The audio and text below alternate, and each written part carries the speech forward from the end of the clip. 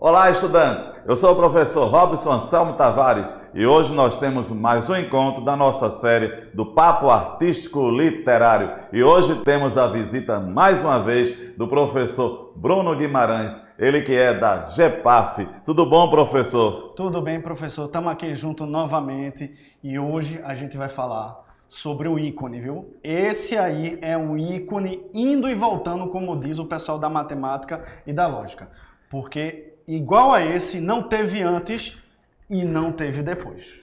Ele está falando justamente porque essa personalidade que nós vamos falar hoje, o próprio cenário, a cor do cenário e dos slides já vão mostrar. Vejam que o cenário está de que cor? Cor de barro. Então a personalidade, ela modelou o barro em Pernambuco, em Caruaru. O nome dele é, olhando? Mestre Vitalino. É isso aí, Mestre Vitalino. Então vamos conhecer um pouco da vida e da obra de Mestre Vitalino. Mas antes disso, é importante lembrar que estamos sem máscaras. Por quê, professor? Porque, professor, nós estamos vacinados com 2 doses. Isto é, nós fechamos totalmente o ciclo vacinal. E, professor, eu vendo no jornal hoje, é importante eu falar aqui agora que muitas pessoas estão esquecendo, porque é esquecimento, esquecendo de tomar a segunda dose. Tome a sua segunda dose, feche seu ciclo vacinal e fique seguro contra a Covid. Também mandamos um abraço a Joyce Moura, professora aí, intérprete de Libras, e a Ronaldo da transmissão. Então, agora um abraço a todos de Caruaru, professor. Mais uma vez estamos indo para o agreste pernambucano, não é isso? Que maravilha, professor. Caruaru, cidade maravilhosa, com o maior São João do mundo, porque aquele povo lá da Paraíba acha que é melhor do que o nosso, mas não é não. Nosso São João é o melhor. De Campina Grande, não é isso? Eu nem lembro da cidade. Caruaru é o maior São João do mundo. Brincadeira, pessoal de Campina Grande. Gente, nós vamos falar hoje sobre um artista maiúsculo. Ele é maiúsculo e a palavra artista também é com A maiúsculo, né? Tá aí na tela de vocês uma banda de pífano, tá certo? Que foi feito pelo Vitalino, né? Certo. Vitalino, e ao lado a Pietà, né? Uma escultura, uma de Michelangelo, uma feita de barro, do nosso barro aqui, e a outra, a Pietà, feita de mármore, né? E aí você pode ver que ele, na obra expressa, na Pietà e na banda de Pífano, o artista coloca o sentimento que ele tem, a sua personalidade e algo do seu tempo, né? Algo da sua vida, algo que ele via e ouvia, né? O Michelangelo, ele queria fazer uma leitura de uma cena bíblica e o Vitalino, que depois foi chamado de mestre, estou chamando Vitalino agora porque depois eu vou explicar por que ele passou a ser chamado de mestre, né? E o Vitalino, a cena das bandas de pífano, que era uma coisa muito tradicional, que era muito comum na feira de Caruaru, e inclusive o nosso convidado de honra de hoje, que é o Vitalino, ele foi tocador de pife. E é importante salientar justamente essa reflexão, arte é arte. Porque quando o senhor falou, professor, aqui que antes dele e depois dele, porque nós estávamos debatendo justamente que antes de Vitalino, o barro fazia-se panela, certo? Barro para outras questões. Vitalino, ele vai moldar o barro. E veja só como, mais uma vez, na tela, nós podemos ver a banda de pífano. Então, comparando a arte aí, La Pietà, certo? A obra de Michelangelo, a obra clássica chamada renascentista, certo? E Vitalino, a obra clássica do barro. Do barro. Vamos para o próximo slide? Né? Tá aí o Vitalino, né, fazendo a sua arte. Eu queria fazer algumas considerações sobre o Vitalino, ainda não mestre, né? Tá escrito mestre Vitalino, mas eu vou falar sobre o Vitalino inicialmente. Vitalino, quando era pequenininho, a mãe dele era uma ceramista, né, e fazia instrumentos para cozinha, né, com buca, a panela de barro, tal. E Vitalino é de família pobre, né? Então ele não tinha, a mãe não dava brinquedos para ele. Então o que foi que ele começou a fazer? Ele começou a fazer os brinquedinhos dele. Ele fazia o boi, ele fazia o cavalo, ele fazia como é que se diz? as cenas, né? As cenas, né? A primeira arte dele foi o caçador caçando o gato, né? Então, assim, ele começou pequenininho fazendo os brinquedinhos dele, ele não tinha nenhum tipo de pretensão de se tornar o grande ceramista que ele foi. Aliás, quando a gente estuda Vitalino, o Vitalino é um cara que você se apaixona com muita facilidade por ele, porque ele não teve pretensão nenhuma, professor. Ele era um homem simples, viveu uma vida simples e morreu como um homem simples, sendo um ícone imenso que ele é, né? E nós temos aqui na tela, certo, algumas palavras aqui, são palavras fortes que resumem um pouco esse nosso discurso de hoje. Poderia ler, professor? Sentimento de pertença, região, cotidiano, gente simples. As pessoas simples do momento dele. Então, justamente, você vê o sentimento de pertença. Justamente, eu sou dessa região, eu retrato as cenas. Justamente, aquelas cenas que ele retrata eram cenas do dia a dia, não é isso? Que nós importante. Deixa a gente falar sobre esse outro slide aí, que eu tenho umas coisas importantes para lhe contar, professor. Tá aí, mestre Vitalino, né? Ele nasceu em 1909, morreu em 1963. Foi um artista popular brasileiro considerado um dos maiores artistas da história da arte do barro do Brasil. Vitalino Pereira dos Santos, conhecido como Mestre Vitalino, nasceu na cidade de Caruaru, né? Ele era filho de um lavrador e de um artesão que fazia panelas de barro para vender na feira. Né? Pessoas simples, né? Pessoas simples. Então, tá aí a foto dele, né, com esse sorriso maravilhoso. Veja que ele morreu jovem, né, para os dias atuais. Ele era jovem, ele tinha apenas 54 anos, né, mas veja o rosto dele, que é um rosto de um homem sofrido, um homem que enfrentou a pobreza, que enfrentou a dureza do sertão, tudo. E vale a pena a gente conversar um pouquinho sobre como se deu, né? Ele nunca fez cerâmicas para cozinha igual a sua mãe. Ele nunca fez isso. Ele sempre fez a sua arte. E ele categorizou a sua arte em 118 categorias. Né? São 118 cenas do dia a dia. Certo? Então tá aí no slide, por exemplo, desde os 6 anos de idade, Vitalino já mostrava seu talento para a arte, moldando pequenos animais com as sobras do barro do trabalho da sua mãe. O barro que serviria mais tarde como matéria-prima para sua arte era retirado das margens do rio Ipojuca, local onde Vitalino brincava durante sua infância. Só voltando para essa questão, então ele categorizou sua arte em 118 cenas, e é como se fosse, professor, uma fotografia em terceira dimensão. Porque, veja, ele fez cenas, por exemplo, do paciente sendo tratado pelo dentista, né? E aí você vê a cena em terceira dimensão, você 3D, consegue girar a cena toda. Você vê, por exemplo, o vaqueiro puxando o rabo do boi na vaquejada, ele fotografava aquela imagem e você poderia girar. Então veja a grandeza de detalhes, de riqueza. Ele colocava expressão, ele colocava algibeira, ele colocava expressão de sofrimento no boi, ele fez cenas de casamento, a noiva sentada no cavalo, com o cavaleiro, né, o noivo levando, ele fazia retirantes, entendeu? Então era uma cena que ele via e aí ele retratava. Eram 118, ele fez muito mais de 1000 peças, mas ele categorizou em 118 categorias, cenas de dia a dia. Né? E temos mais importância aí, justamente para completar, você falou, professor. Vamos ver? Vitalino foi responsável por uma arte simples que encantou o mundo e o tornou famoso.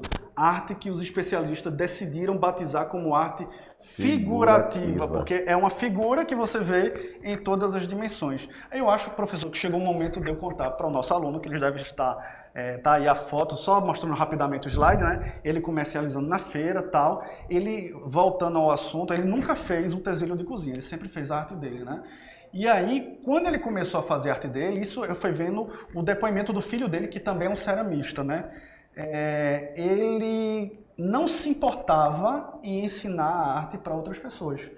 Não é à toa que a arte que ele produz, que ele iniciou esse tipo de produção, foi copiada por outras pessoas. Obviamente que esses outros artistas que começaram a fazer a arte, eles deram a sua personalidade, seu traço, a sua sensibilidade, mas a técnica Vitalino ensinou. Então, ele contou, o filho do Vitalino, né, se não me engano era o Samuel, não lembro direito, ele contou que as pessoas iam para a janela da casa de Vitalino para ver ele na oficina trabalhando e ele explicando para as pessoas.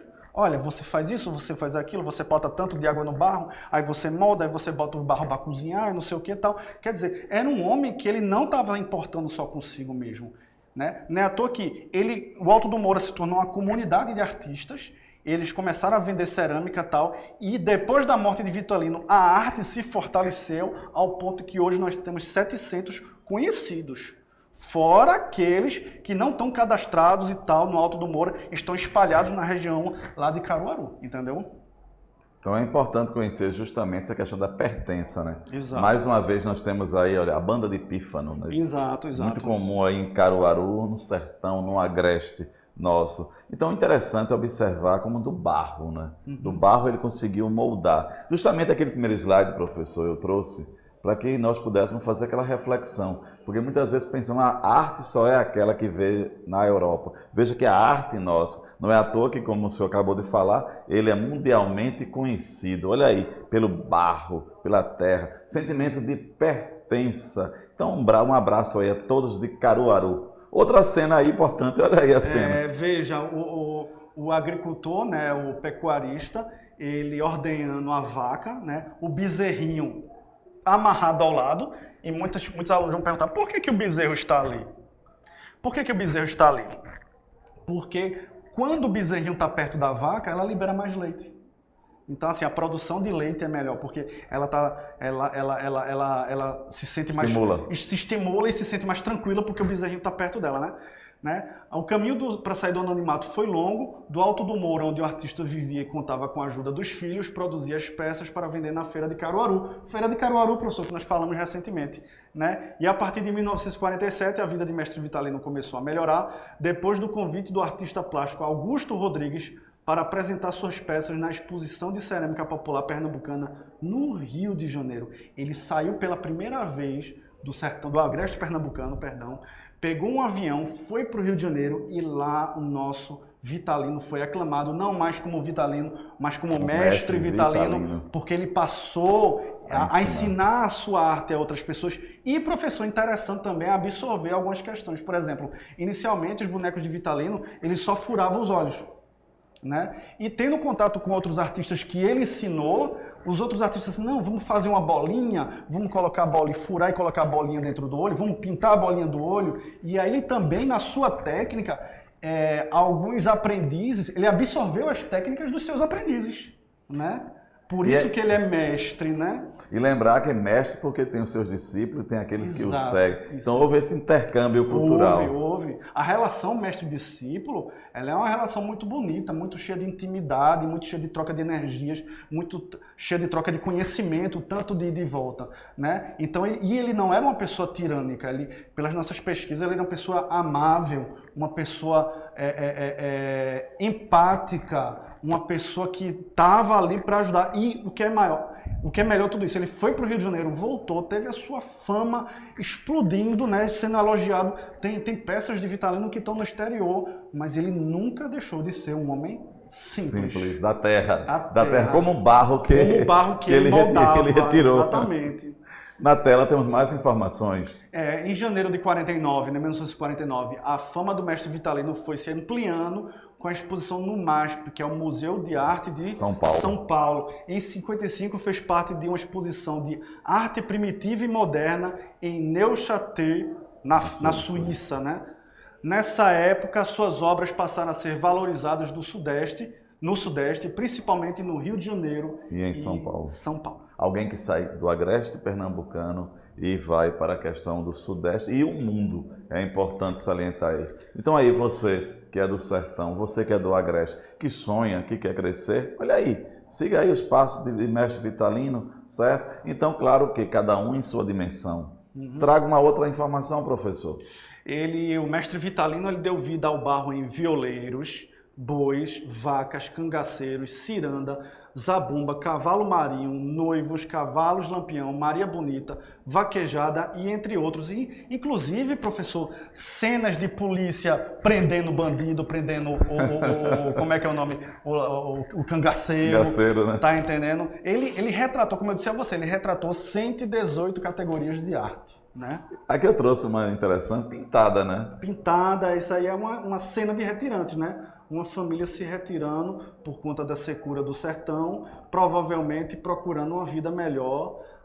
Lembrando que ele viveu no Agreste, mas o Agreste era passagem, né? As pessoas passavam pelo Agreste para sair do sertão para a capital em busca de uma vida melhor. E temos mais informações. Pois é, sua produção artística passou a ser iconográfica, influenciando a formação de novas gerações de artistas, principalmente no Alto do Moura, em Caruaru. Sua arte está exposta não só em grandes museus brasileiros, mas também no Museu de Arte Popular de Viena, na Áustria, e no Museu do Louvre, em Paris. Louvre. Aí você veja... Veja que homem grande, né? Veja que homem grande. Não, e veja juntamente, que eu gostaria de lembrar aqui, é um nome mundialmente conhecido, né? Que é Viena, Paris, certo? Tantos locais aqui que nós já citamos, e você vê justamente o seguinte, da terra do barro. Então, professor, eu gostaria de dedicar também essa nossa conversa aos nossos estudantes que nós temos que gostam de artes, que de pintura, que se identificam com o componente de artes, a educação artística, que assim nós falamos. Então é importante que você desperte cada vez mais a sua busca. Viu, estudante? Temos aqui mais informação.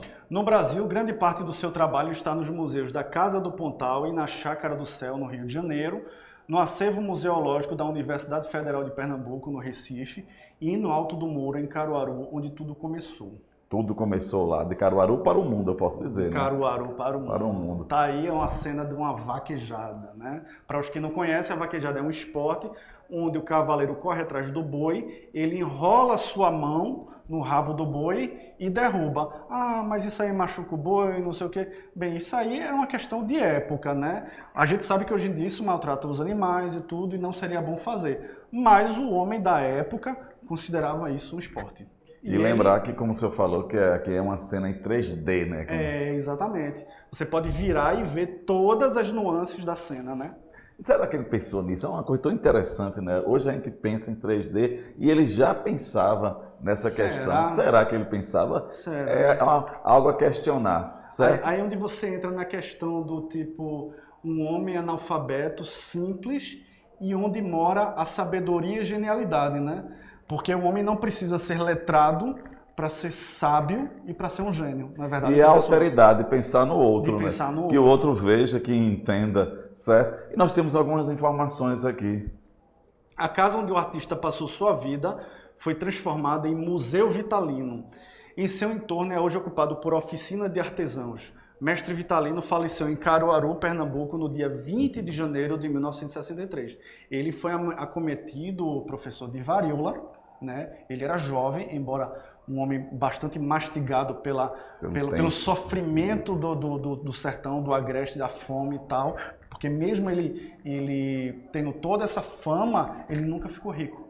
Ele trabalhou até o final da sua vida para sustentar seus filhos, seus netos, né? E aí ele contraiu varíola e morreu nessa casinha simples aí que está no slide. A casa do Alto do Moura, né? No Alto do Moura, exatamente. Mestre Vitalino, Alto do Moura. Professor, antes de nós terminarmos, eu gostaria que o senhor olhasse para aqui a câmera e desse um desafio para que o estudante levasse para o professor, certo? Ou de história, de geografia, ou o professor. Certo. Eu queria que você estudasse, lesse um pouco sobre a vida do mestre Vitalino, né? Ele teve uma vida, como muitos nordestinos, pobre, não frequentou a escola e tinha que se ajudar seus pais na lavoura, né? Fisicamente não se distinguia, né, de muitos dos homens da região. Ele era um homem baixinho, franzino, cor parda, queimada de sol, né, o rosto marcado. Então, eu queria que você, estudante, estudasse sobre a vida dele, escrevesse um resumo para discutir com o professor de história, tá certo? Discutir com o seu professor de artes o tipo da arte dele, que é uma arte figurativa expressionista, né? Então discuta com o seu professor de artes, tá certo? E discuta com seu professor de religião a importância da questão do barro, do produzir pelo barro, da questão do barro em escrituras sagradas, não só no cristianismo, mas em outra, a questão da moldagem pelo barro. O homem veio do barro. Então isso é muito significativo. E eu gostaria também que vocês, estudantes, fizessem a seguinte questão. Fizessem um estudo comparativo, comparar a arte do mestre Vitalino do barro com a arte, como nós mostramos, a arte renascentista. Mostrar o que há de comum, o que há de diferente. O traço, lembrando que cada autor, cada escritor, cada escultor, etc., ele deixa a sua singularidade, que é o traço. Então faça isso e apresente ao seu professor de História. Então eu gostaria, para a gente fixar um pouco aqui, olha aí no caso... Virgulino Ferreira. A gente fecha com outro aqui, outro pernambucano, né? Que a gente pode falar sobre ele em outra oportunidade.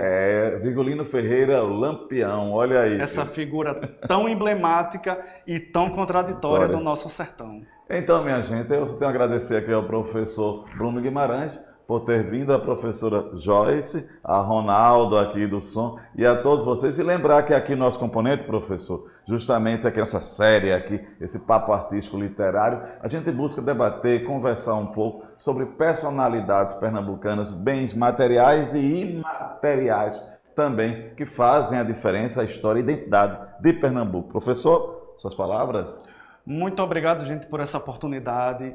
Estudem, leiam sobre o mestre Vitalino. Ele é uma figura ímpar, apaixonante, um homem maravilhoso. Eu tenho certeza que se você conhecê-lo, você vai se sentir pertencido a Pernambuco, você vai se sentir parte disso aqui e você vai se sentir feliz por ter conhecido uma figura tão bela, tão bonita e tão profunda quanto Vitalino. Então é isso, um forte abraço, professor Robson, professor Bruno.